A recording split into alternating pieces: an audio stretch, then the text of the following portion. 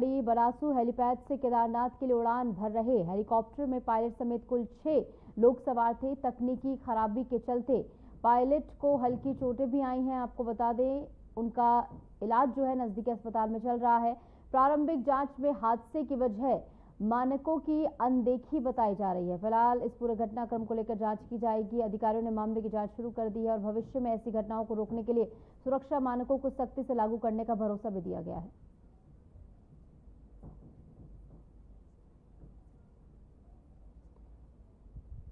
और इस बीच हमारे संवाददाता आशीष जुड़ गए हैं ज्यादा जानकारी के साथ। आशीष, बताया जा रहा है कि पायलट की सूझबूझ से यहां पर यात्रियों की जान बची है। फिलहाल जांच में क्या कुछ इसके पीछे के कारण बताए जा रहे हैं, क्या खराबी आई थी? चलिए, आशीष का हम तक संपर्क नहीं हो पाया है, एक बार फिर से प्रयास करेंगे। लेकिन फिलहाल तस्वीरें आप देखिए, जो तस्वीरें सामने आई हैं इसमें आप देखेंगे कि इमरजेंसी लैंडिंग कराई गई है हेलीकॉप्टर की और इस सूझबूझ से यात्रियों की इसमें जान बची है। बताया जा रहा है 6 यात्री इस हेलीकॉप्टर में सवार थे और तकनीकी खराबी इसमें आई। हालांकि क्या तकनीकी खराबी इसमें आई है वो अभी साफ नहीं हुआ है, जांच का विषय। इसको लेकर जांच की जाएगी। और उत्तराखंड केदारनाथ में बड़ा हादसा यहां पर होने से टला है। पायलट समेत 5 यात्री सुरक्षित बचे। हालांकि पायलट को हल्की फुल्की चोटें भी आई हैं, बताया जा रहा है, जिनका नजदीकी अस्पताल में इलाज चल रहा है। लेकिन खुशी की बात ये, गनीमत की बात ये कि यहाँ पर 5 यात्रियों की जान बची है। और एक बार फिर से आशीष हमारे साथ जुड़ गए हैं। आशीष, क्या खराबी आई है, जांच में क्या कुछ सामने आया है अब तक? बिल्कुल जिस तरीके से आज ये हादसा जो होते होते कल में आज बहुत बड़ा हादसा हो जाता है, क्योंकि जो क्रिस्टल एविएशन प्राइवेट लिमिटेड का एक हेलीकॉप्टर था, वो जो है केदारनाथ के लिए उसने टेकऑफ किया था, लेकिन तकनीकी खराबी के कारण जो है उसे जो है लैंड करना पड़ा। एक इमरजेंसी उसकी लैंडिंग की गई और पायलट की सूझबूझ से जो है बड़ा हादसा टल गया। इसे रोड पर ही जो है लैंड किया गया, तो इससे थोड़ा बहुत जो है पायलट को हल्की फुल्की चोटें आई हैं, लेकिन जो सवार थे वो सभी सुरक्षित हैं। और बताया जा रहा है कि जो हेलीकॉप्टर के पंखे थे उससे जो है एक पंखे से रेस्टोरेंट था जो रोड के पास ही, उसका जो है टीन से कट गया है। इसके अलावा एक कार भी क्षतिग्रस्त हुई है जो वहां पर रोड पर खड़ी थी। तो कहीं ना कहीं ये जो हेलीकॉप्टर का जो इमरजेंसी लैंडिंग हुई है उससे 6 लोगों की कहीं ना कहीं पायलट सहित जान बच गई है और सभी लोग सुरक्षित हैं। और उत्तराखंड में लगातार ऐसे हादसे हो रहे हैं। तीसरा मामला ये सामने आया है। इससे पहले गंगोत्री के पास मानी जा रही है कि सुरक्षा मानकों की अनदेखी यहाँ पर की गई है। तो आने वाले समय के लिए अब क्या दिशा निर्देश जारी किए जा रहे हैं, क्योंकि केदारनाथ यात्रा लगातार जारी है?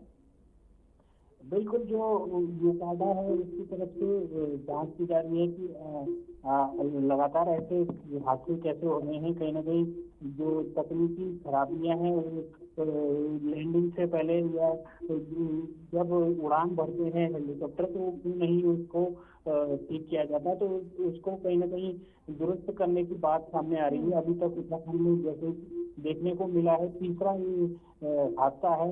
जो हादसों में तो लोग बच गए थे, जान माल का कोई नुकसान नहीं हुआ था, लेकिन गंगोत्री के पास एक जो हेलीकॉप्टर क्रैश हुआ था उसमें 6 लोगों की मौत हो गई थी। तो कहीं ना कहीं जो यूकाडा है उसकी जांच करने की बात कर रहा है और आगे ऐसे हादसे न हो इसको लेकर सतर्कता बरतने की बात की जा रही है। ठीक है। और आशीष, जैसे कि आपने भी बताया, हम तस्वीरें भी लगातार दर्शकों को दिखा रहे हैं कि कैसे बीच रोड पर इमरजेंसी लैंडिंग जो कराई गई है उसमें एक गाड़ी भी क्षतिग्रस्त हो गई है और इसके चलते यहाँ पर ट्रैफिक भी अवरुद्ध हो गया होगा। तो क्या इसे हटा दिया गया है सड़क से, अभी भी काम जारी है वहाँ पर? बिल्कुल, अभी तो हटा दिया गया है। ये करीब 1 बजे ये हादसा हुआ था और बड़ासू देश से जो है केदारनाथ धाम के लिए ये हेलीकॉप्टर रवाना हुआ था, लेकिन थोड़ी दूर ही उसे आपातकालीन लैंडिंग करनी पड़ी। ऑन रोड जो है लैंड किया गया, तो थोड़ी देर यहाँ अफरा तफरी का माहौल था। अब जो है कहीं ना कहीं हाईवे को जो NH है उसको खोला जा रहा है और सभी व्यवस्थाएं दुरुस्त की जा रही है।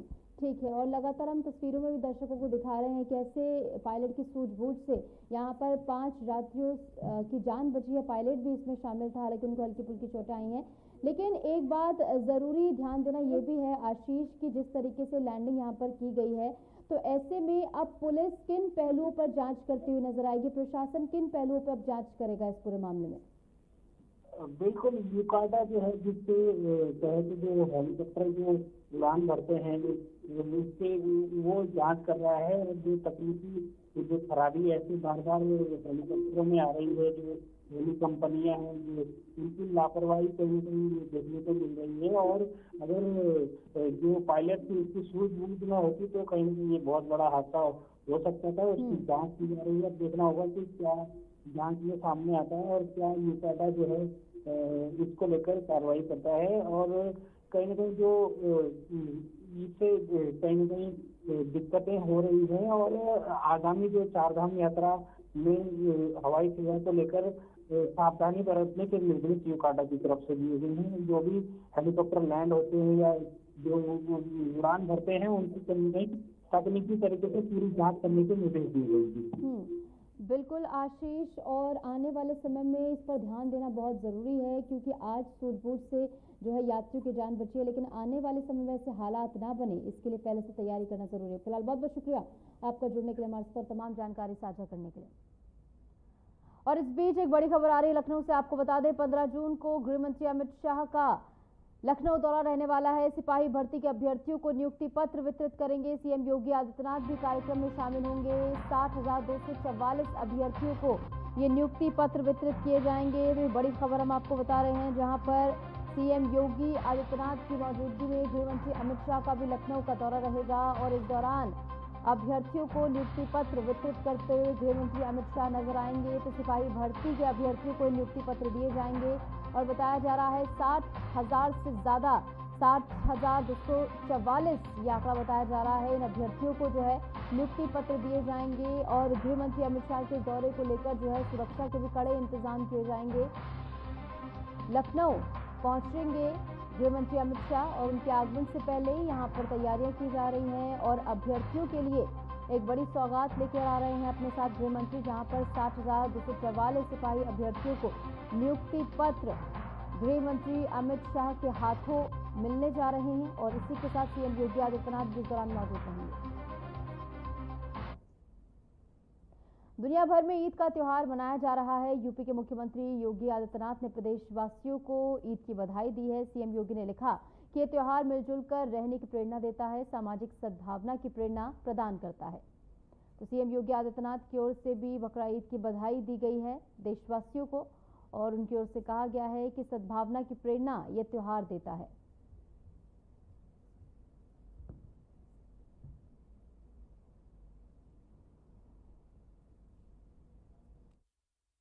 लखनऊ में समाजवादी पार्टी अध्यक्ष अखिलेश यादव ने आईपीएस अधिकारी आशीष गुप्ता के वीआरएस को लेकर एक्स हैंडल पर पोस्ट करते हुए राज्य सरकार पर निशाना साधा। उन्होंने लिखा कि उत्तर प्रदेश पुलिस ने वरिष्ठतम अधिकारी महत्वपूर्ण पदों से वंचित किए जा रहे हैं, जिससे उन्हें विपरीत परिस्थितियों में वीआरएस लेने के लिए मजबूर होना पड़ रहा है। अखिलेश यादव ने कहा कि इससे कर्तव्यनिष्ठ अधिकारियों का मनोबल टूटता है और जनता को भी बुरा लगता है।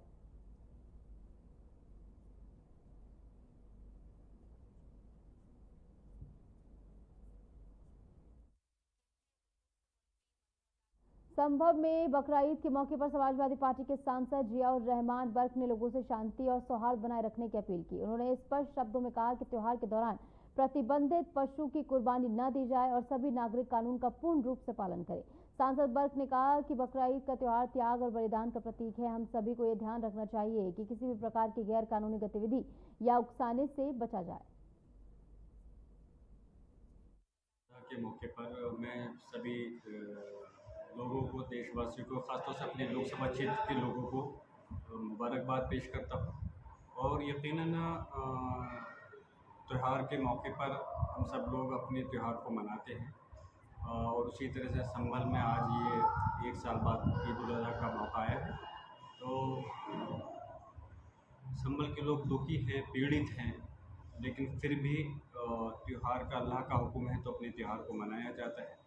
तो हम अपने त्यौहार को मना रहे हैं। और मेरी सभी से गुजारिश है कि आप सभी मेरे जो सम्मानित मेरे बुज़ुर्ग और नौजवान साथी और मेरी माँ बहनें, जहाँ तक मेरी आवाज़ पहुँचे, कि आप अपनी जो कुर्बानी है जो प्रतिबंधित पशु है सरकार की तरफ से, उसको छोड़ करके बाकी जो पशु हैं जिन पर कुर्बानी जायज़ है, उन पर आप अपनी कुर्बानी करें।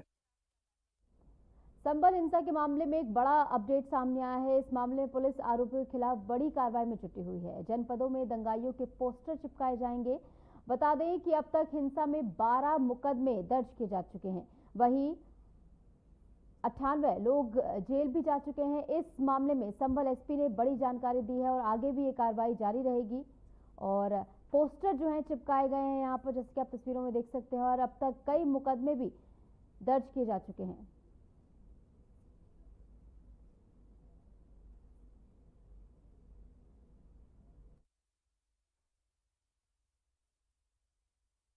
आज 24 नवंबर को जो अनफॉर्चुनेट इंसिडेंट हुआ था, उसमें कुल 12 मुकदमे लिखे गए थे। उनमें एक मुकदमा मुरादाबाद में और 11 मुकदमे जनपद संभल में लिखे गए थे। उनमें 11 में चार्जशीट दाखिल की जा चुकी है माननीय न्यायालय में, और एक में चार्जशीट है वो जल्द दाखिल की जाएगी। इसमें कुल 89 लोग हैं, 89 लोग हैं, वो जेल में निरुद्ध हैं, और उन सब की बेल जो है माननीय यहाँ स्थानीय न्यायालय से खारिज की जा चुकी है। उन सभी केसेस के अंदर जो चार्जशीट किए गए हैं उनमें ट्रायल है वो प्रारंभ की जा चुकी है। उन सब के अंदर चार्जेस हैं वो फ्रेम किए जा चुके हैं। जो लोग वांछित हैं उन सब लोगों के खिलाफ जो कुर्की की कार्रवाई है वो जल्द ही अमल में लाई जा रही है। उसके अलावा धरपकड़ के लिए जगह जगह पे दबिश दी जा रही है। जो लोग जिनके पोस्टर पूर्व में लगाए गए थे उनमें से कुछ चिन्हित लोग, जिन लोगों की प्रमुख भूमिका उस दिन लोगों को बुलाने में, इकट्ठा करने में रही थी, उनमें से एक व्यक्ति है, उसके पोस्टर हैं वो जगह जगह पे चस्पा है किए जाने का निर्णय वो लिया गया है, और जल्द ही उनके पोस्टर है विभिन्न जगहों पे चस्पा किए जाएंगे।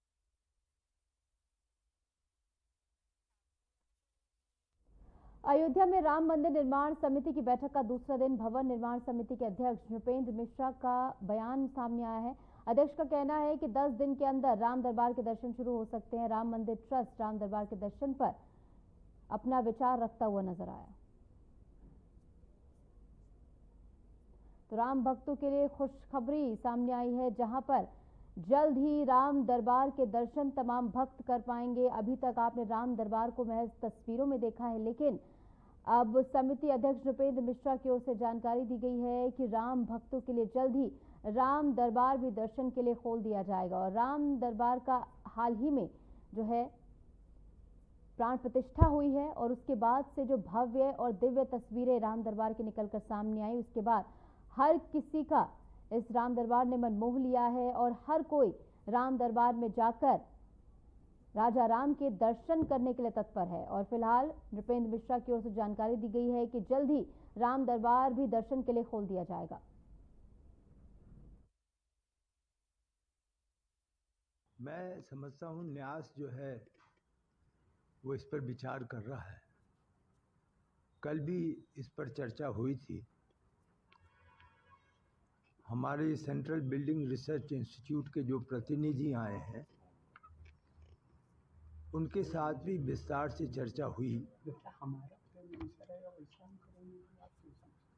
कुछ वहाँ की व्यवस्था के बारे में भी न्यास विचार कर रहा है, जैसे ऊपर चढ़ने के लिए सीढ़ियों पर रेलिंग की व्यवस्था कैसी हो, कितनी लाइनें हों, किस प्रकार से कोई यदि एक दिशा में उत्तर या दक्षिण दिशा में अपनी चीज़ें, अपनी वस्तुएं रख करके ऊपर जाता है तो वह वापस कैसे आकर के उसे लेगा। ये सब प्रशासनिक विषय हैं जो न्यास में श्री चंपत राय जी के स्तर पर विचाराधीन है।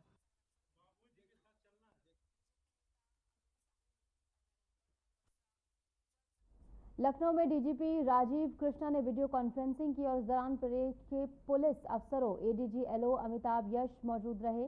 वहीं इस दौरान सीपी एसएसपी रेंज के आईजी डीआईजी और जोन के एडीजी भी जुड़े रहे। और इस दौरान वीडियो कॉन्फ्रेंसिंग के जरिए डीजीपी राजीव कृष्णा की ओर से तमाम दिशा निर्देश जारी किए गए। लखनऊ से खबर है, जहां आईजी डीआईजी जोन के एडीजी भी इस वीडियो कॉन्फ्रेंसिंग में जुड़े, जहां पर डीजीपी राजीव कृष्णा की ओर से वीडियो कॉन्फ्रेंसिंग कर ये बैठक की गई है और इसमें तमाम आवश्यक दिशा निर्देश उनकी ओर से जारी किए गए हैं। आपको बता दें कि आईजी, डीआईजी, जोन के डीजीपी इसमें जुड़े रहे, सीपी, एसएसपी भी इसमें मौजूद रहे। डीजीपी राजीव कृष्णा की ओर से वीडियो कॉन्फ्रेंसिंग की गई थी, जिसमें तमाम दिशा निर्देश उनकी ओर से दिए गए हैं और कानून व्यवस्था को लेकर तमाम जानकारी भी उनकी ओर से ली गई है। और आज जिस तरीके से ईद का त्यौहार है तो तमाम प्रोटोकॉल्स को फॉलो करवाने के लिए पुलिस प्रशासन भी पूरी तरह सतर्क रहा। तो संभावित इस बारे में भी उन्होंने जानकारी जो है प्रशासन से ली होगी कि किस तरीके से ईद का त्यौहार जो है शांतिपूर्ण और सौहार्दपूर्ण तरीके से मनाया जा रहा है।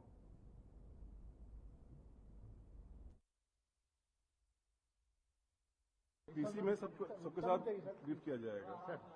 पीसी ऑर्गेनाइज करेंगे। हाँ, चार्ज ले लिया है और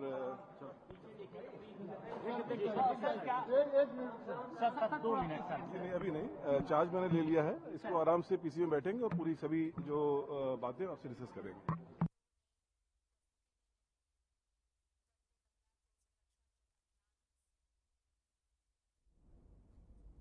ऐशबाग ईदगाह में बकरा ईद की नमाज अदा की गई, जहां सैकड़ों नमाजियों ने नमाज अदा की। वहीं नमाज के बाद मुल्क की सलामती की दुआएं भी पढ़ी गईं। इस मौके पर राज्यसभा सांसद दिनेश शर्मा भी पहुंचे और ऐशबाग ईदगाह मौलाना खालिद रशीद फिरंगी महली से भी मुलाकात की। बता दें कि इस मौके पर बड़ी संख्या में पीएसी और पुलिस के जवान भी मौजूद रहे।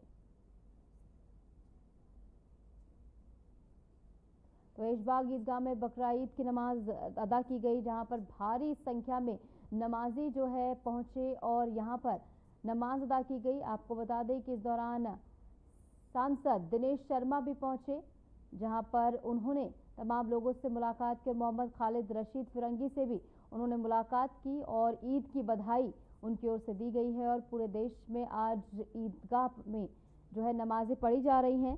जिस तरीके से आज बकरा ईद है तो इस मौके पर एक दूसरे को मुबारकबाद भी देते हुए तमाम लोग नजर आ रहे हैं। और सुबह ही नमाज अदा की गई। तमाम नमाजी जो है भारी संख्या में, भारी तादाद में ईदगाह पहुंचे और तस्वीरों में जैसे कि आप देख सकते हैं नए नवेले कपड़े पहने, सर पर टोपी पहने तमाम नमाजी आपको नजर आ रहे हैं, जहां पर बेहद ही शांतिपूर्ण तरीके से नमाज अदा की गई। महाराजगंज जिले में ईद उल अजहा यानी बकरा ईद का पर्व बड़े ही आपसी सौहार्द और भाईचारे के साथ मनाया गया। सभी प्रमुख ईदगाहों पर बड़ी संख्या में श्रद्धालु इकट्ठे हुए और विशेष ईद की नमाज अदा की गई। सुरक्षा के मद्देनजर जिला पुलिस भी मौके पर मौजूद रही। कड़े इंतजाम यहां पर किए गए थे ताकि त्योहार शांति और व्यवस्था के साथ मनाया जा सके। ईद उल अजहा इस्लाम धर्म का महत्वपूर्ण त्योहार है जो त्याग, बलिदान और आस्था का प्रतीक है। इस दिन हजरत इब्राहिम द्वारा अपने बेटे हजरत इस्माइल की कुर्बानी के आदेश को स्वीकार करने और अल्लाह की राह में समर्पण की भावना को याद किया जाता है। इस्लामिक मान्यता के अनुसार अल्लाह ने हजरत इब्राहिम की आस्था की परीक्षा लेते हुए उनके बेटे की जगह एक मेंढा दुम्बा को कुर्बान किया और ये सुनिश्चित किया। इस पवित्र अवसर पर सभी ने अल्लाह की राह में समर्पण और त्याग की भावना को अपनाने का संकल्प भी लिया।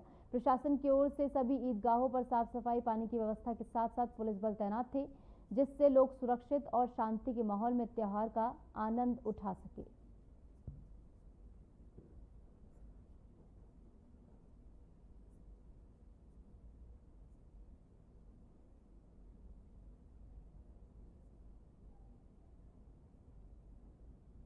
तो बकरा ईद का त्यौहार आज बेहद ही शांतिपूर्ण और व्यवस्थित तरीके से मनाया गया, क्योंकि तमाम एडवाइजरी जो सरकार की ओर से जारी की गई थी उसका पालन सुनिश्चित हो, इसके लिए पुलिस हर जगह तैनात थी। ईदगाह के बाहर भी पुलिस जो है रही और वहां पर साफ सफाई की व्यवस्था पर पुलिस की नज़र रही। और इसी के साथ साथ भारी तादाद में नमाजी जो है ईदगाहों, मस्जिदों में पहुंचे और नमाज अदा उनकी ओर से की गई। सुख शांति की कामना यहाँ पर करते तमाम नमाजी नजर आए और जैसे कि आप तस्वीरों में देख सकते हैं बेहद ही व्यवस्थित और शांतिपूर्ण तरीके से यहाँ पर नमाज अदा की गई। इसी के साथ पुलिस की मौजूदगी में यहाँ पर पानी की व्यवस्था से लेकर साफ सफाई तक के लिए हर एक पहलू पर जो है कड़े इंतजाम किए गए थे।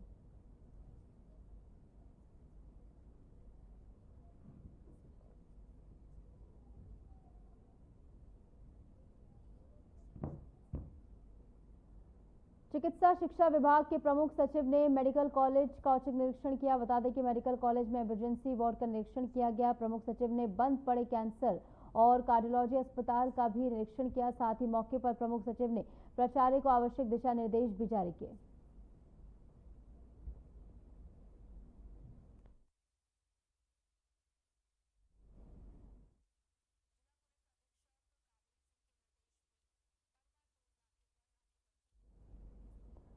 कन्नौज से खबर है, जहां मेडिकल कॉलेज का औचक निरीक्षण किया गया है। चिकित्सा विभाग के प्रमुख ने निरीक्षण किया और तमाम व्यवस्थाओं को लेकर जानकारी उनकी ओर से ली गई है। दिशा निर्देश भी उनकी ओर से जारी किए गए हैं, क्योंकि जिस तरीके से कोविड के केसेस भी बढ़ रहे हैं, तो ऐसे में स्वास्थ्य विभाग को तैयार रहने की जरूरत है। और इसी क्रम में चिकित्सा विभाग के प्रमुख अस्पताल पहुंचे और यहाँ पर औचक निरीक्षण उनकी ओर से किया गया। कैंसर, कार्डियोलॉजी और अस्पताल का निरीक्षण उन्होंने किया, क्या कुछ व्यवस्थाएं यहाँ पर दी जा रही हैं, और इन तमाम पहलुओं पर उन्होंने जो है यहाँ पर निरीक्षण किया है। अधिकारियों से बातचीत की है। चिकित्सा विभाग के प्रमुख यहाँ पर औचक निरीक्षण करने पहुंचे।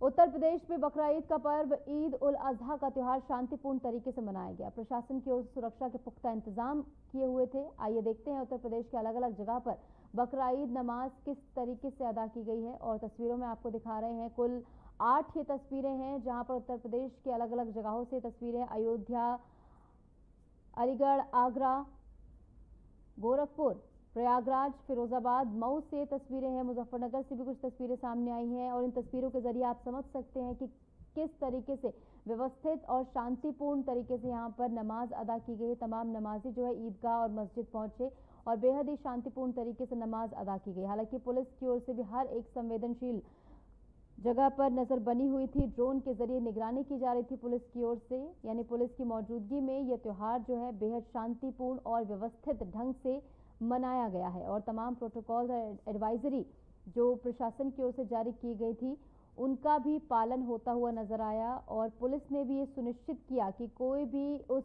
प्रोटोकॉल का उल्लंघन ना करे। अगर कोई भी ऐसा करता पाया जाता तो उस पर भी पुलिस की ओर से कार्रवाई की जा रही थी। और इन 8 तस्वीरों के मद्देनजर आप समझिए कि ईद उल अजहा का त्योहार भारत में किस तरीके से मनाया गया है। उत्तर प्रदेश की 8 तस्वीरें हैं, और इन 8 तस्वीरों में आप देखेंगे कि बेहद ही शांतिपूर्ण और सद्भावना के साथ नमाजी जो है ईदगाहों में जाकर, मस्जिदों में जाकर नमाज अदा करते हुए नजर आए। भाईचारे का त्योहार आज जो है मनाया गया है, और तमाम नमाजी पहुंचे ईदगाहों में और नमाज अदा की गई। वृंदावन पुलिस ने श्री बांके बिहारी मंदिर में पैसे लेकर श्रद्धालुओं को वीआईपी दर्शन कराने के मामले में 2 बाउंसरों को गिरफ्तार किया है। गिरफ्तार किए गए बाउंसरों की पहचान लक्की और रोहित के रूप में हुई है, जो मंदिर परिसर में श्रद्धालुओं से पैसे लेकर उन्हें विशेष मार्ग से दर्शन करा रहे थे। ये मामला तब सामने आया जब मंदिर प्रबंधन की ओर से एफआईआर दर्ज कराई गई, जिसके आधार पर पुलिस ने तुरंत कार्रवाई करते हुए दोनों आरोपियों को हिरासत में ले लिया है और जेल भेज दिया गया है।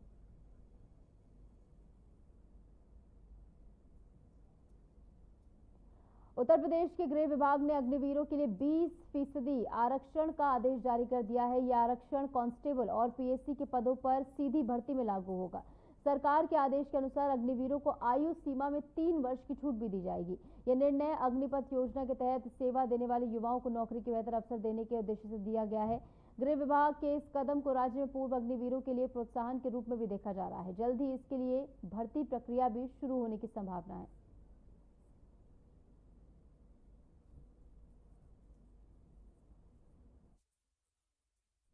बुंदेलखंड एक्सप्रेसवे के पास एक 25 वर्षीय युवती का शव एक गड्ढे में मिला है। पुलिस ने इस मामले में हत्या की आशंका जताई है और जांच शुरू कर दी है। घटना की जानकारी मिलते ही पुलिस ने इलाके में सुरक्षा कड़ी कर दी है। थाना जरिया के अधिकारियों ने बताया कि शव बुंदेलखंड एक्सप्रेसवे के बगल में पाया गया है। शव की पहचान अभी नहीं हो सकी है। मौके पर पुलिस पहुंची है और शव को कब्जे में लेकर पोस्टमार्टम के लिए भेज दिया गया है। जरिया को सूचना प्राप्त हुई कि बुंदेलखंड एक्सप्रेसवे के बगल में वीरा सर्विस लेन के पास पुलिया के नीचे एक अज्ञात महिला का शव मिला है। इस सूचना पर तत्काल थाना जरिया पुलिस फील्ड यूनिट के साथ घटनास्थल पर पहुंची। शव को कब्जे में लेकर पंचायतनामा भरकर पोस्टमार्टम की कार्रवाई की जा रही है। अन्य वैधानिक कार्रवाई प्रचलित है।